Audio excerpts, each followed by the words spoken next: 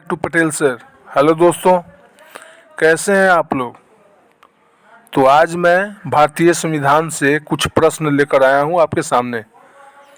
अगर मेरे चैनल पे आप नए जुड़े हैं तो प्लीज़ मेरे चैनल को सब्सक्राइब कर लीजिए, बेल आइकन को दबाइए। वीडियो अच्छा लगे तो लाइक, शेयर और कमेंट जरूर कीजिए, ठीक है। तो देर किए बिना मैं शुरू करता हूं। संघ एवं राज्यों का पुनर्गठन। मूल संविधान में कितने राज्यों का उल्लेख था। मूल जो संविधान बना पहले, उसमें कितने राज्यों का उल्लेख था। तो 27 राज्यों का उल्लेख था मूल संविधान में, ठीक है ना। अगला सवाल है, नए राज्य अथवा किसी राज्य को विभाजित कर अलग राज्य स्थापित करने की शक्ति प्रदान की गई है। एक बार फिर से इस प्रश्न को सुनिए। नए राज्य अथवा किसी राज्य को विभाजित कर अलग राज्य स्थापित करने की शक्ति प्रदान की गई है। किसे? सांसदों को, ठीक है। नेक्स्ट क्वेश्चन है, भाषा के आधार पर पहला कौन सा राज्य गठित किया गया। तो भाषा के आधार पर सबसे पहले आंध्र प्रदेश राज्य को गठित किया गया है ना। आंध्र प्रदेश राज्य का गठन हुआ भाषा के आधार पर प्रथम बार। अगला प्रश्न, दादर और नगर हवेली भारत में शामिल करने से पूर्व किसके उपनिवेश थे। दादर और नागर हवेली भारत में शामिल करने से पूर्व किसके उपनिवेश थे।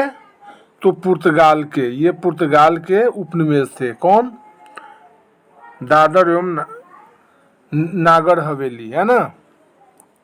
अगला प्रश्न है, भारतीय राज्यों के गठन और पुनर्गठन से संबंधित प्रावधानों का संविधान के किस भाग में उल्लेख किया गया है। तो यह है भाग 1 में। भारतीय राज्यों के गठन और पुनर्गठन से संबंधित प्रावधानों का संविधान के किस भाग में उल्लेख किया गया है। तो इसका जवाब होगा भाग 1 यानी फर्स्ट भाग में। अगला प्रश्न ये है, राज्य पुनर्गठन आयोग का गठन कब किया गया। राज्य पुनर्गठन आयोग का गठन कब किया गया। तो 1953 में। ये ध्यान दीजिएगा, यहाँ राज्य पुनर्गठन आयोग का गठन 1953 में किया गया था। नेक्स्ट क्वेश्चन, राज्य पुनर्गठन आयोग ने अपनी रिपोर्ट कब पेश की। तो राज्य पुनर्गठन आयोग ने अपनी रिपोर्ट 30 सितंबर 1955 को पेश की थी। कब? 30 सितंबर 1955 को। आगे बढ़ते हैं। सिक्किम को किस संविधान संशोधन के द्वारा भारत संघ में शामिल किया गया। सिक्किम जो राज्य है, तो कह रहा है सिक्किम को किस संविधान संशोधन के द्वारा भारत संघ में शामिल किया गया। 36वें संशोधन द्वारा, याद रखिएगा। सिक्किम जो छोटा राज्य है भारत का, है ना, तो संविधान के 36वें संशोधन के द्वारा भारत में उसे शामिल किया गया, भारत संघ में शामिल किया गया। अगला प्रश्न, राज्य पुनर्गठन आयोग का अध्यक्ष किसे नियुक्त किया गया था। तो राज्य पुनर्गठन आयोग का अध्यक्ष फजल अली को नियुक्त किया गया था। किसको? फजल अली को। नेक्स्ट क्वेश्चन है, बॉम्बे राज्य को विभाजित करके महाराष्ट्र और गुजरात कब बनाया गया। बॉम्बे राज्य को विभाजित करके महाराष्ट्र और गुजरात कब बनाया गया।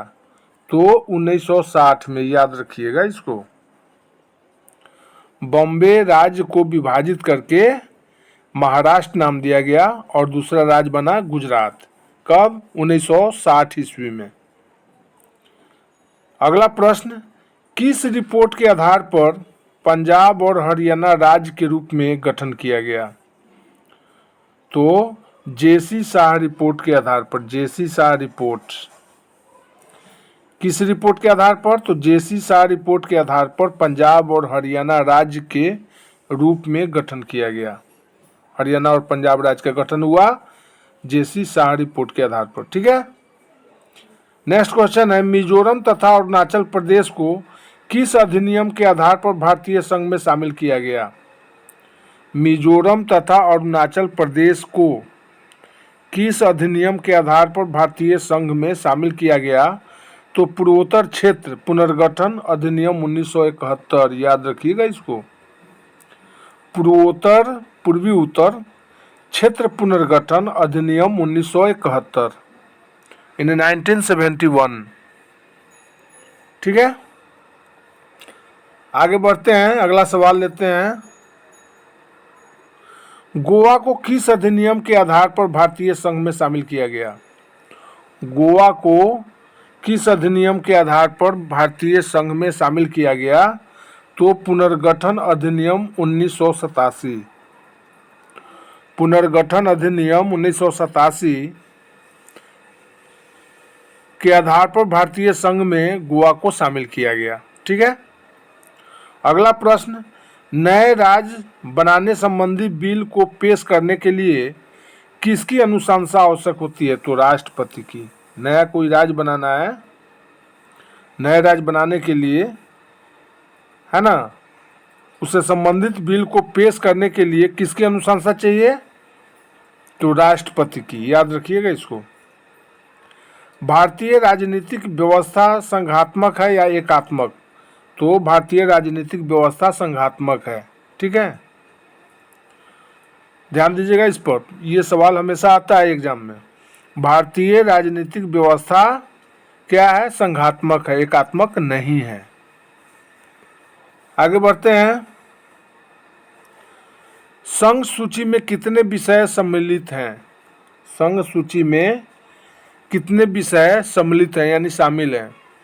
तो 97 विषय थे पहले संघ सूची में, परंतु अब 100 विषय हैं, 100 विषय हैं।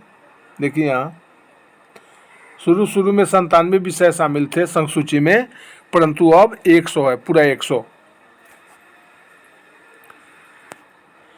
नेक्स्ट क्वेश्चन है, 42वें संविधान संशोधन द्वारा राज्य सूची में कितने विषयों को निकालकर समवर्ती सूची में रखा गया? तो 4 विषयों को निकालकर हटाकर समवर्ती सूची में रखा गया। राज्य सूची से समवर्ती सूची में कितने विषय को निकाल कर रखा गया? 4 विषय को। किस संविधान संशोधन द्वारा? तो 42वें संविधान संशोधन द्वारा। याद रखिएगा इस प्रश्न को, 42वें संविधान संशोधन द्वारा राज्य सूची से 4 विषयों को निकालकर समवर्ती सूची में रखा गया। बढ़ते हैं आगे। मूल समवर्ती सूची में कितने विषय थे? तो मूल समवर्ती सूची में 47 विषय थे, अब 52 विषय हैं। मूल समवर्ती सूची में पहले 47 विषय थे, परंतु अब 52 विषय हैं। ठीक है ना, बढ़े आगे।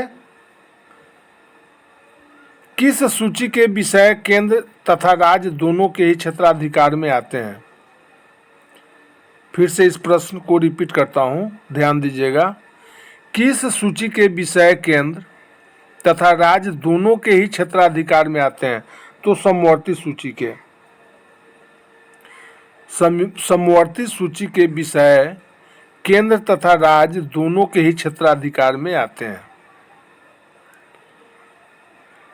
नेक्स्ट क्वेश्चन, किसी राज्य के क्षेत्र में वृद्धि करने का अधिकार संसद को किस अनुच्छेद के अनुसार प्राप्त है?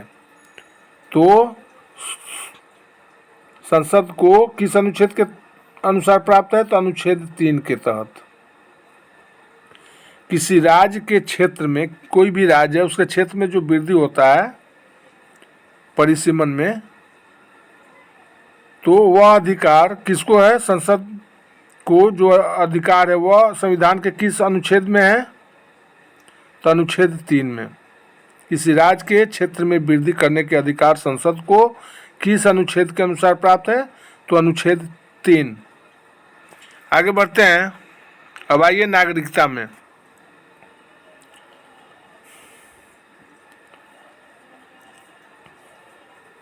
सिटीजनशिप में, सिविलियन में पहला सवाल है, नागरिकता के संबंध में संविधान के किस भाग में उल्लेख किया गया है? तो भाग 2 में। नागरिकता के संबंध में संविधान के किस भाग में उल्लेख किया गया है? भाग 2 में। संविधान के भाग 2 में है ना नागरिकता का उल्लेख किया गया है, इसका वर्णन मिलेगा आपको। अगला प्रश्न, भारतीय संविधान किस प्रकार की नागरिकता प्रदान करता है? भारतीय संविधान किस प्रकार की नागरिकता प्रदान करता है? एकल नागरिकता प्रदान करता है। ठीक है।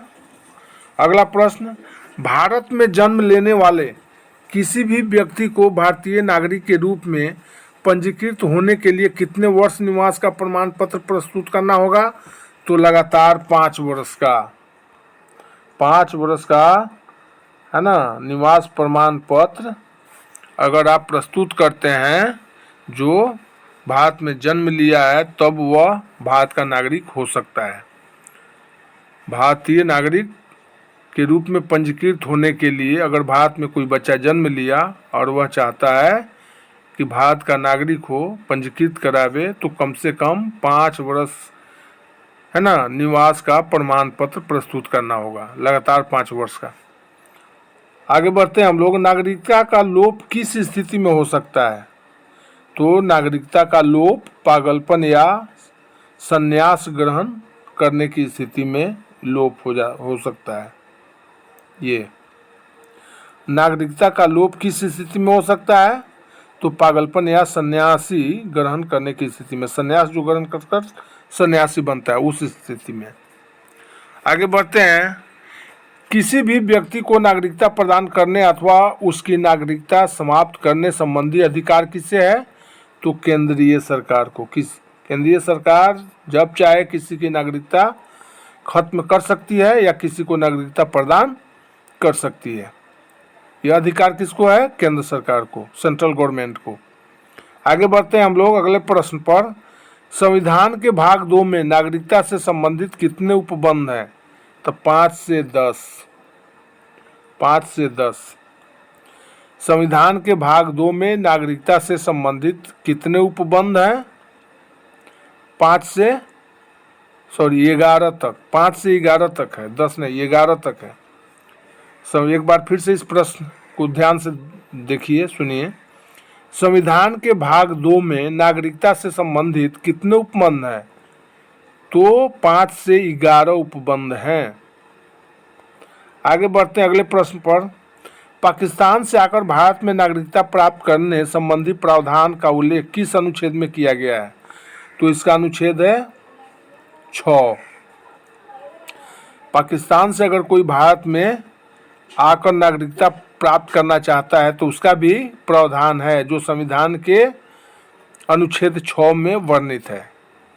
जैसे अभी तत्काल जो आई है सीमा हैदर, तो संविधान के अनुच्छेद 6 में उसका प्रावधान किया गया है ना, जो पाकिस्तान से भारत में आकर और चाहती है भारत का नागरिकता प्राप्त करना, तो उसे दिया जा सकता है भारतीय संविधान के अनुच्छेद 6 के तहत।